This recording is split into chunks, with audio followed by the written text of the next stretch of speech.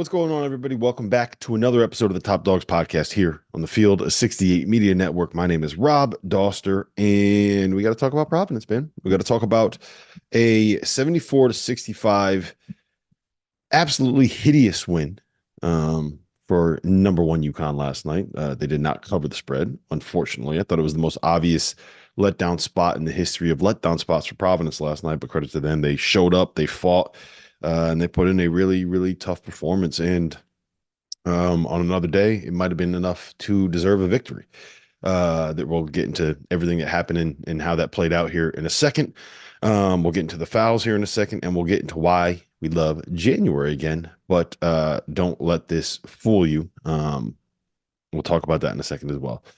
Before we do, make sure you rate, review, subscribe to this podcast. If you do enjoy what you hear on this channel, rating, reviewing, engaging, doing all of that stuff, it helps. It's the way to help with the algorithms, the way to do all those things. So if you do that, if you leave a comment, leave a review, know it's very much appreciated. Second thing, you're going to hear an ad for this later, but I really, really would recommend checking out the Autograph Fandom app.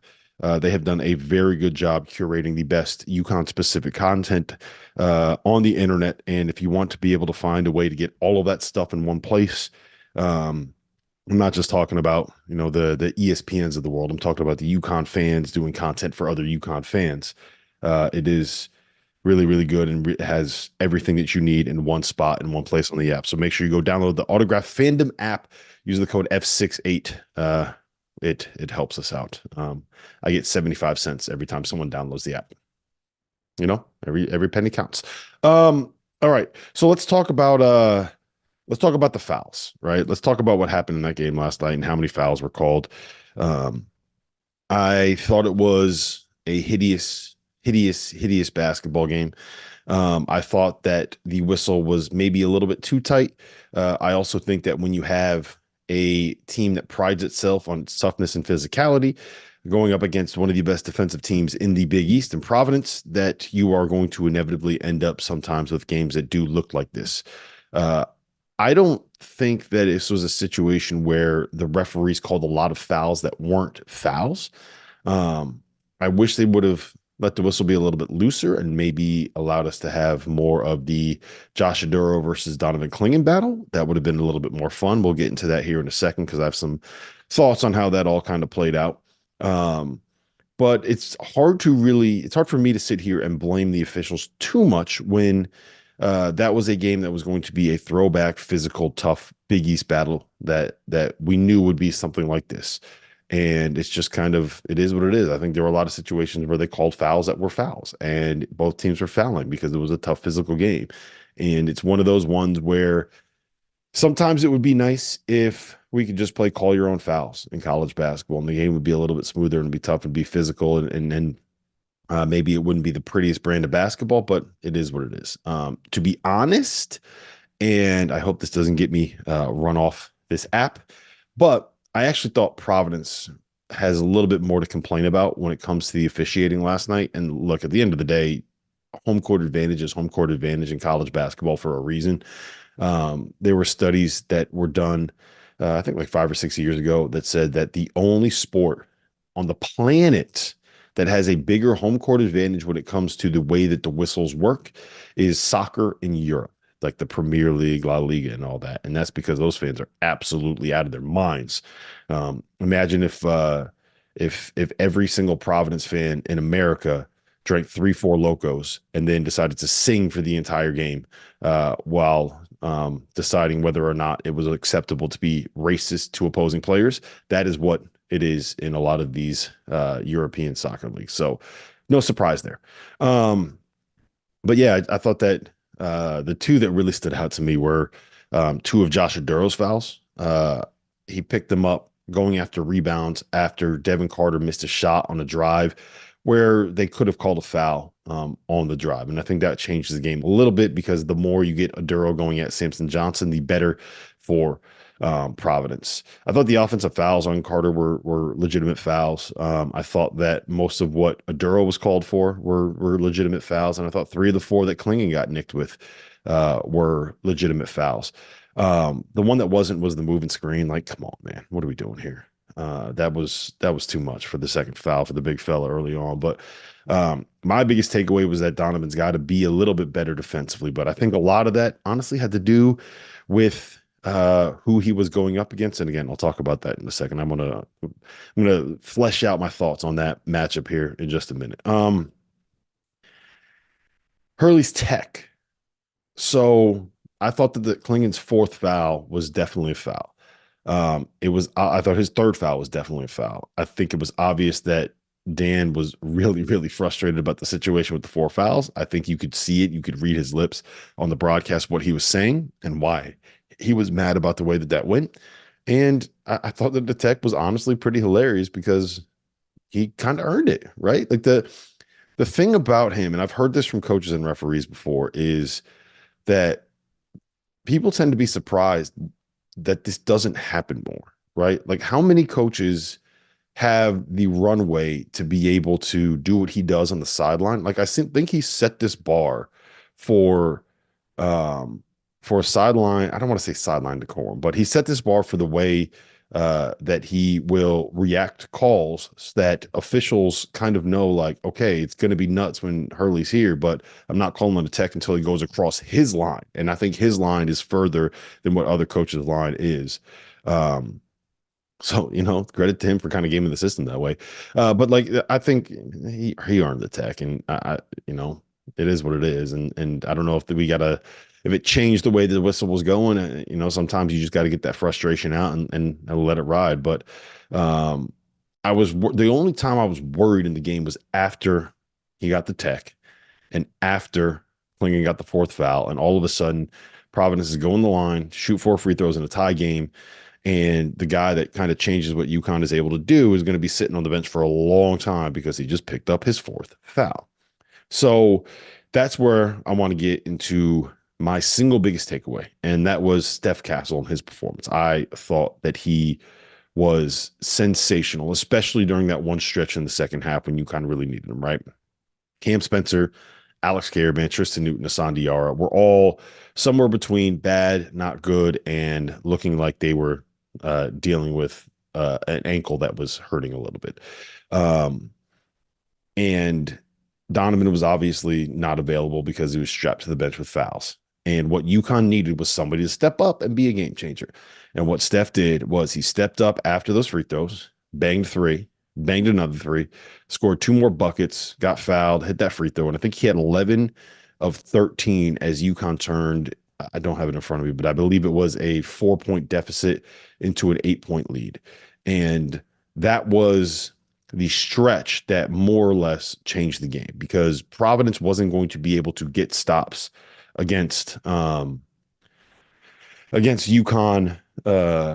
offensively because UConn was so effective at finding a way to get to the foul line, right? And I don't think that Providence is a team that's built to kind of have that firepower where you're going to be able to run off 10, 12, 14 in a row, right? They are a defensive team that is built to be able to win games in the 60s and win games when Aduro and Carter go nuts. And that's a tough way to go about it in the Big East when you only got 2 dudes, right? I think that's why the Hopkins injury is so detrimental for them. The kind of way that Kimmy has built this team is we're going to win games. We're going to put ourselves in a position to win with our defense, and then we're going to allow our dudes to do dude things and help us win games. And when you only have 2 guys that are really capable of doing that every single night, it can become taxing. It can become difficult. And on nights when Devin Carter, frankly, just wasn't his NBA best, this is the kind of ugly offensive performance that you could end up getting. As you guys know by now, we've partnered with BetMGM this season. We'll be using BetMGM lines to make all of our picks, and we'll have special offers for the listeners and the viewers of the Field of 68 each and every week of the college basketball season. We have a special offer that will be available starting on Tuesday, January 9th and running through Monday, February 12th, the morning after Super Bowl 58. If you haven't signed up for BetMGM yet, in honor of the big game, you can use the bonus code FIELD158 and you'll get $158 in free bets on your first wager with BetMGM, regardless of whether or not you win that first bet. Here's how you make it work. Download the BetMGM app. Sign up using the bonus code FIELD158. Deposit at least $5 and place your first wager on any game. You'll receive $158 in bonus bets regardless of the outcome of your bet. Just make sure that you use that bonus code FIELD158 when you sign up. And remember, BetMGM is now available under one wallet in select states. As a New Jersey resident, this is super convenient when I have to go cover games in New York or Philly, which happens quite a bit. When you cross state borders, you just log into your existing account and fire away. You don't have to create separate accounts in each state. It's easy, it's simple, it's clean. And most importantly, we have some fun stuff coming up for the heart of the college basketball season. Bet insurance tokens, college hoops odd boosts, and my favorite, a nice juicy parlay boost. So download the BetMGM app and sign up today.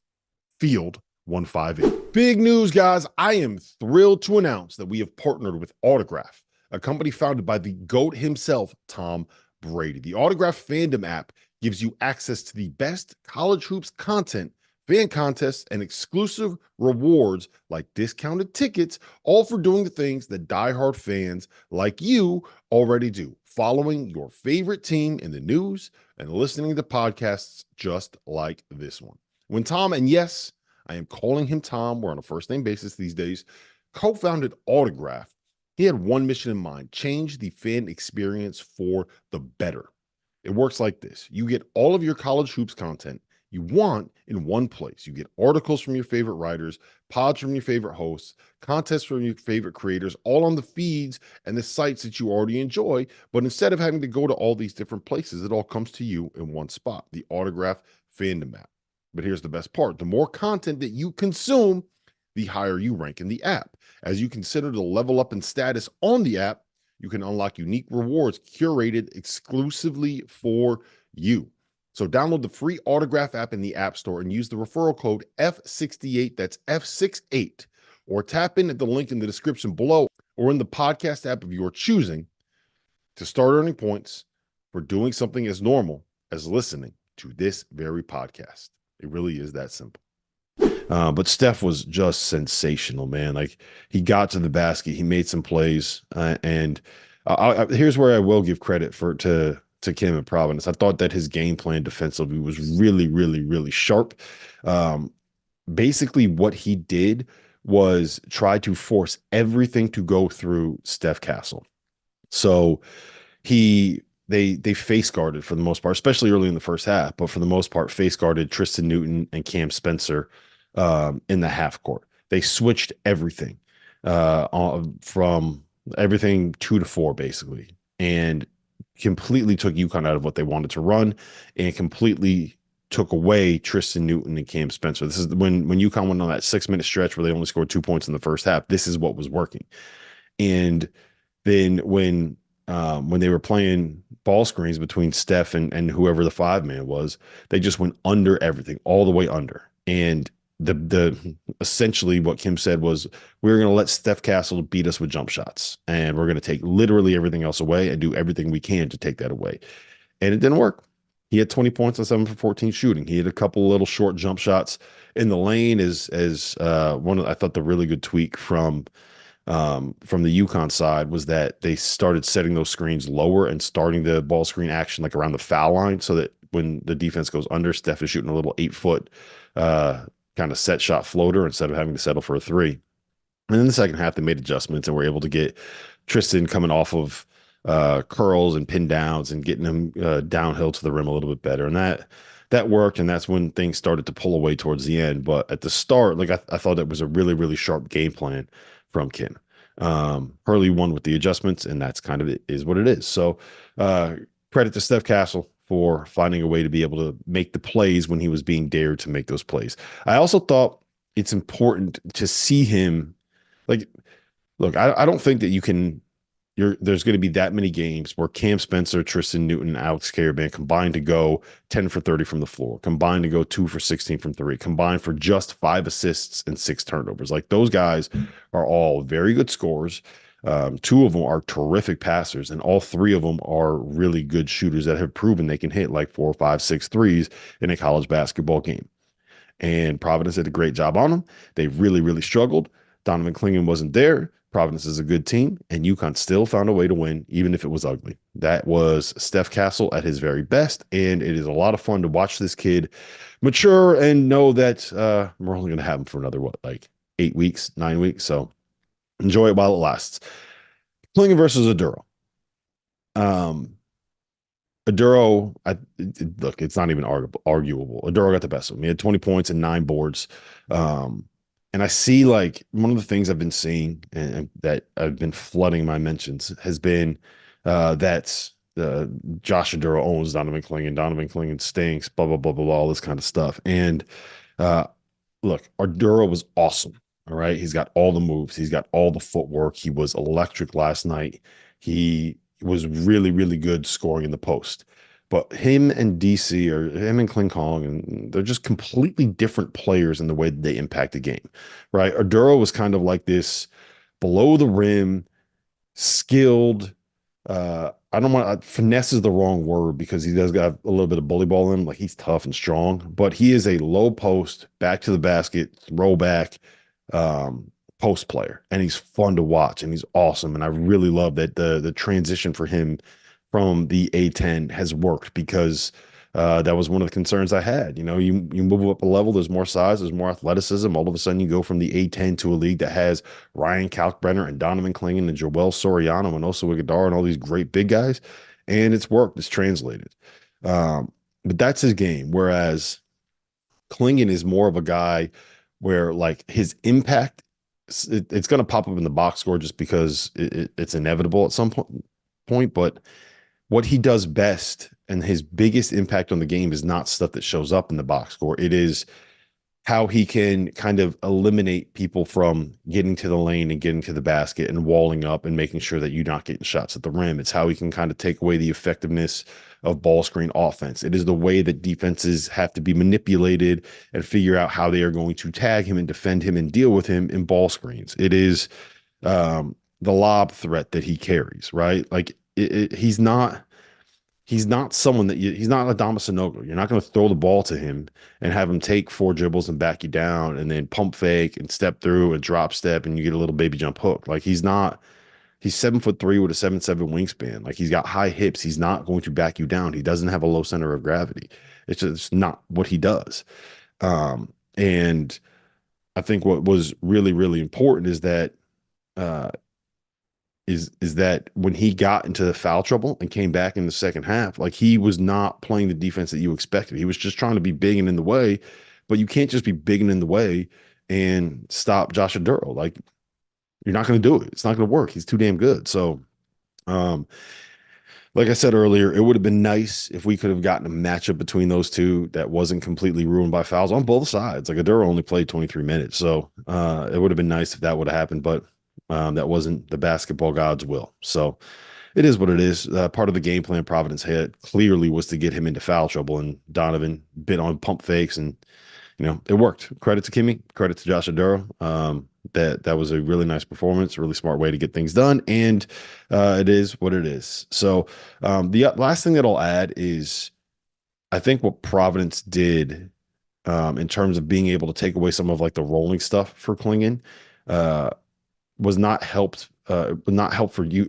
It was effective because UConn did not help themselves by missing a bunch of pretty good looks from three, right? UConn shot 4 for 23 from three.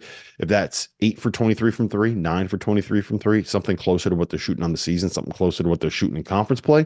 And this is a blowout. But, shots aren't always going to go down. Sometimes the defense has a lot to do with that. UConn was clearly not in a rhythm all night, and it is what it is. So a win is a win.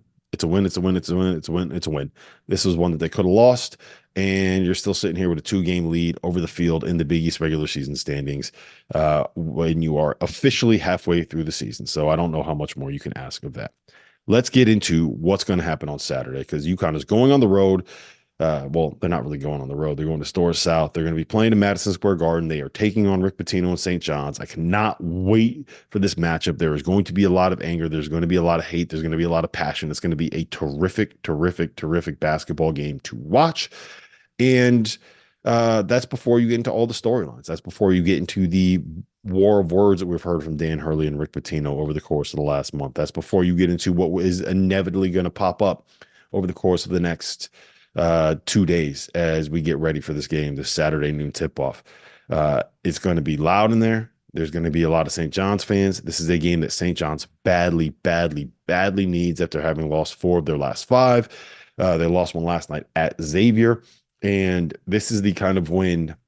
They're like a 9-10 seed right now in the NCAA tournament picture. This is the kind of win that can guarantee them to be on the right side of the bubble. And you better believe that Rick Pitino is going to have this team ready to go, ready to play, and ready to battle. I mean, we know what St. John's is at this point. We've seen them play it already, but tough guards. They can get to the rim.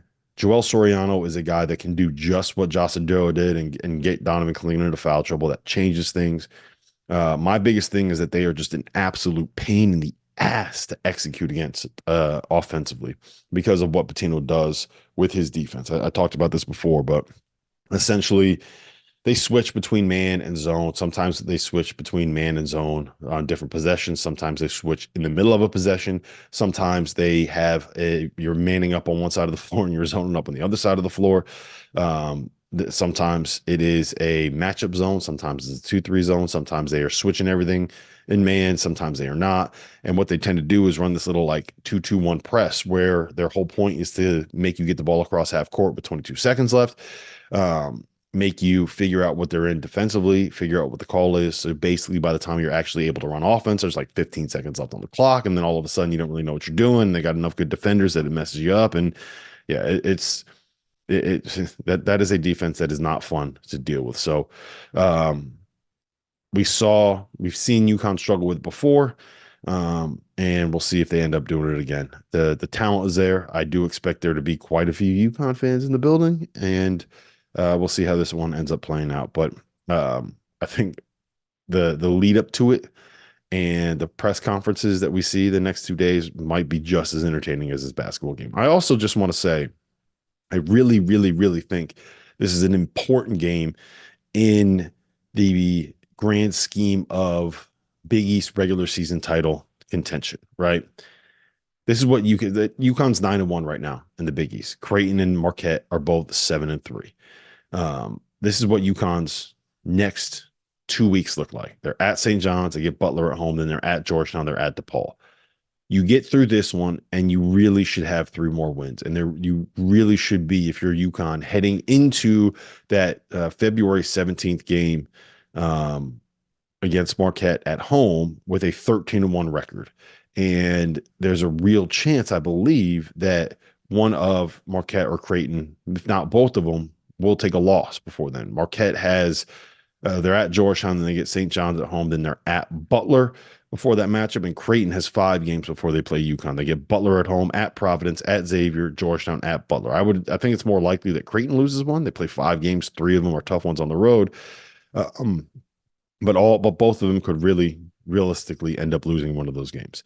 So I think that if you are UConn, what you want is at minimum a 2-game lead heading into the 17th against Marquette and then the 20th at Creighton.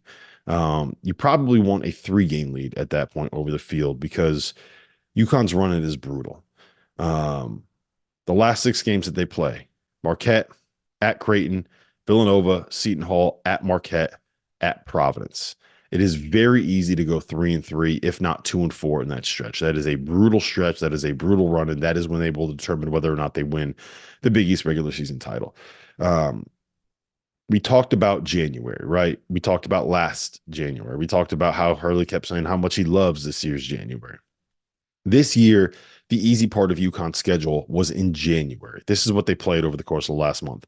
DePaul, at Butler, at Xavier, Georgetown, Creighton, at Villanova, Xavier, Providence. 5 at home, no Marquette, no Creighton, Creighton at home. Yes, they didn't have Clingan for a lot of that, but it was also the easiest part of their schedule there that they didn't have Donovan Clingan available. Last January, and I'm going to include New Year's Eve in this conversation as well because it's the stretch where they lost 6 of 8. At Xavier, at Providence, Creighton at home, at Marquette, St. John's, at Seton Hall, Butler, Xavier. You lost 6 of 8, playing 5 of the 8 toughest games that you're going to play and your 3 toughest road games. So that kind of stretch is what UConn's heading into at the end of the season. And I'm not going to sit here and say like I think they're going to end up going like losing 6 out of 8 again, but it's going to be a lot more difficult playing on the road at Marquette and playing Marquette twice and playing at Providence with a potential Big East regular season title on the line and playing Creighton again. All of that stuff is going to be very, very difficult to do. And like I said, 3-3 in that stretch would not be something that surprises me. So get the work done now. Have yourself a lead heading into the end of the regular season and make sure that you're putting yourself in a position where you don't have to rely and hope that Creighton or Marquette loses for you to be able to win the regular season title. And it would be nice to win the regular season title. So I think there is a lot riding on this St. John's game. And I think that getting a win would go a long, long, long way towards UConn winning a Big East regular season title. But listen, that's enough. That's all I got for you guys today. I'm going to drop in a little bit of audio from last night. I talked about UConn with Matt McCall and John Henson on the Field of 68 After Dark. It was a decent conversation. Those guys know ball and they know UConn pretty well. So like, rate, review, subscribe, do all those things that make me happy as a podcaster. And we'll see you guys again probably on Monday morning. I will be in Lexington for the Tennessee-Kentucky game for an episode of Field of 68 After Dark. But that Saturday, buckle up, man. It's going to be the best Saturday in college basketball this season. See you on Monday. There is nothing in sports better than the heart of the college basketball season, which is why I need to tell you guys about our partners over at Rhythm. If you're into sports betting, you need Rhythm, the place for data-backed props and picks. For those that are unfamiliar, Rhythm, spelled RITHMM, is the go-to mobile app for player props and game picks. Backed by AI predictive models, Rhythm helps you make smarter and faster betting decisions across all sports, but particularly college hoops, where there are as many as 150 games a day during conference play, many of which have softer lines at BetMGM than you'll find in the NFL or the NBA. With Rhythm, you get data-backed picks for every Division I game every day. Users get free picks daily with the ability to upgrade to unlimited access. And for those of you already using modeling, you can build custom sports betting models within the Rhythm app itself. I am a Rhythm user, and I found that I've been a better when I focus on lines where my gut and Rhythm's modeling are aligned. When I think UConn can cover on the road against Butler and Rhythm backs that up, we fire. But Rhythm also helps lead you to plays that you didn't know you needed to make. Like, for example, when the data says bet the over in UMass Lowell versus New Hampshire because you have a 61% edge on that line, you bet the over and you bink. So if you want to increase your edge and win more bets, go to the link in the description below and download Rhythm today. That's RITHMM, the place for data-backed props and picks. They host Providence, who came off of that big Ed Cooley reunion game. I don't know if reunion is the right word, but what we kind of expected was one of the most emotional games you were going to see for Providence, and turn around and go on the road to the number 1 team in the country and played pretty damn tough, man. It's kind of frustrating to think what this Providence team could have been if Bryce Hopkins didn't get hurt. They are a lot of fun. There's a lot of talent. There are a lot of dogs on that roster. Henson, UConn. Didn't really have Clingan for most of the game. He finished with 7 points, 3 boards, and 4 fouls. He kind of got worked a little bit by Josh Oduro. What do you make of UConn? What do you make of this performance? What do you make of this win? First of all, Josh Aduro's nice. So, no discredit to him, dog. He's cold. Like I watching him play, I'm like, all right, he's got game. But UConn is trucking along. They're getting better as the season goes on, and the Providence is not by any means a slouch win. I don't care who they have; they play hard. They've got Carter kind of running the ship, and they feed off his energy, his defensive presence, the way he attacks. And UConn just mowed him down today. It was going to be a tough game. I didn't think it was going to be a blowout, and they won by 9 points. And it was a little closer than what the score indicates, but UConn looks like the team to beat right now, and they're only getting better. They're getting healthier. They only had 7 assists on 22 shots today, which, is kind of unusual. But this is a team that, they're primed and ready. So I think over the next, 10 games now, we'll see, them continue to play well. And it's going to be fun to see in the tournament if they can repeat, because they're right up there, with my guy McCall's Gators to have a chance to do it. Yeah, I think that it's something where that's to me that seems like it's going to be one of the more interesting storylines as we head into March. I think this is the team that's had the best chance to. We're on this show from now on. We're just going to call it pulling them a call, because they had Joakim Noah, they had Al Horford, they had Corey Brewer, they had Billy Donovan, they had like 6 or 7 pros on the team. But we all know forget Torian the real Green, reason. Lee Humphrey. Don't forget Torian Walter Green, Hodge. Lee Humphrey. They had Chris dudes up and down that Don't lineup. forget those dudes. So, okay. But the reason why that team you're went talking back about to the back, 3 guys that like were Matt lottery McCall picks. was You're on not, that come on. bench. Matt McCall was on that bench. That's why they listen. Matt, I just on UConn before I do want to ask you guys one quick question about Devin Carter. But are you so the thing that really stood out to me tonight was that I thought Kim did a fantastic job game planning for UConn, like what he did defensively. He basically face guarded Tristan Newton and Cam Spencer and switched everything and dared Steph Castle to beat him. And Steph Castle did. He finished with 20 points. He had 2 big threes to kind of give him a little bit of a cushion. He had scored 11 in a 13-2 run that UConn had in the second half that turned it from like a Providence 4-point lead to UConn being up by 8. I feel like we learned something about Steph tonight. Yeah, man. Look, I mean, this team is for real. What Coach Hurley is doing, especially with everything that he lost last year, to have them playing at the level that they are. I think the biggest thing for UConn just going into the tournament as we go into February, if you look at the run, and I know they lost to Kansas and they lost to Seton Hall, they haven't faced a ton of adversity. And just from my own experience, being a part of that Florida staff, when we went back to back, even the second year, there was a lot of adversity. There was a loss at Tennessee. There was a loss at Vanderbilt. Like, there were some losses built in there where we had to grow and kind of get hardened as a team, that UConn really hasn't hit that this year. So I think when you do hit that, and you never want to lose games, but you can grow and become even closer as a unit. But give Kim English in this game, too, credit. I mean, that was so emotional on Saturday. I know you guys were there. We were covering it in the studio. I mean, it was complete pandemonium. To be able to turn around coming out of that and go on the road and have your team ready to play, that's impressive. And Josh Oduro, he had his 4th foul with like 13 minutes to go in the game. So, to think about that, if he wasn't in foul trouble, the game could have been even closer. But look, this team is for real. They could go back to back. I just think, going through some level of adversity, and they're going to be in close games. Like, it's not a shock that this is a close game today. I mean, they're going to get every single team's best shot. They're the defending national champions. So they're going to be in these tight games, and finding ways to win is the biggest key. Yep. Henson, is Devin Carter an NBA player? Like, do you see him being able to find a role there? It's so funny, man. When I was watching the Georgetown game, I was literally Googling his draft stock, because he's a pro. I mean, he's a pro. He's got size. He's got tenacity. He's got the NBA bloodline. I mean, he's a pro. And I was looking. He looks like he's going to be like a mid, maybe late first guy, which is where I see him, at. But yeah, he's a pro through and through. Wing guards that can play Can the I wing. give you a that can comp? defend I got a comp, Yeah. and I'm loath to give Goodman credit, but I think this is a really good comparison that Goodman came up with. Bruce Brown. Yeah.